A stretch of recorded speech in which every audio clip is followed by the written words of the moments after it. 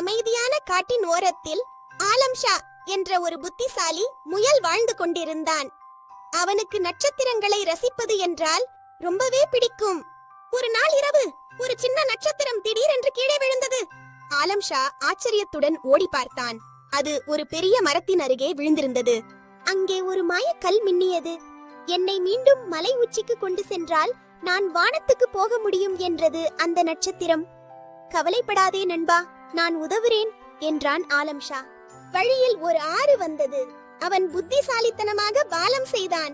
பலமான காற்று வீசியும் ஆலம் ஷா தைரியமாக மலை உச்சியை நோக்கி முன்னேறினான். அவனது விடாமுயற்சி வியக்க வைத்தது. இறுதியில் மலை உச்சியை அடைந்தான். அவன் கல்லை மேலே தூக்கியவுடன் அது பிரகாசமாக வானத்துக்குள் பறந்தது.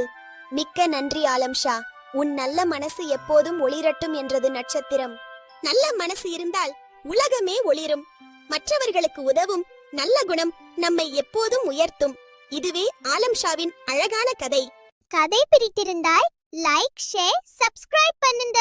சுட்டி பாய் டிவிக்கு ஆதரவு தாங்க.